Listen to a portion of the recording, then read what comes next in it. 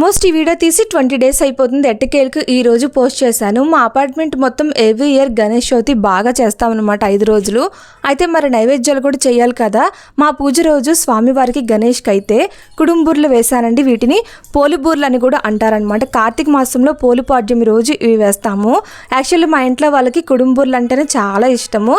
2 గ్లాసుల పెసరపప్పులో సగం గ్లాస్ వరకు శనగపప్పు వేసి నానబెట్టుకొని గ్రైండ్ చేసుకోవాలి. కొంచెం బరకగా ఉండాలండి ముద్ద. ఆ ముద్దను కుడుముల్లా పెట్టుకొని చల్లారాక పొడి పొడిగా విప్పుకోవాలన్నమాట. దానిలో సరిపడా పంచదార, కొబ్బరికాయ తురుము వేసి అలానే యాలకుల పొడి కూడా వేసి ఉండలు చుట్టుకొని పక్కన పెట్టుకోవాలి. సోయి కోసం ముందుగా 1 గ్లాసు మినపగుళ్ళు, తలగొట్టు 2 గ్లాసులు బియ్యం వేసుకొని నానబెట్టుకొని రుబ్బుకోవాలి. సోయిలో కొంచెం పంచదార, చిటికెడు సాల్ట్ వేసి బాగా కలిపి ఆ సోయి ముద్దని 15 నిమిషాలు నానబెట్టుకున్న తర్వాత వేడివేడి నూనెలో నిదానంగా బూర్లు వేసుకోవాలి. వేడిగా ఉన్నప్పుడు నెయ్యితో తింటే ఈ బూర్లు చాలా బాగుంటాయి. ఇందుకే మీకు ఏ రకం బూర్లు ఇష్టమో కామెంట్ చేయండి.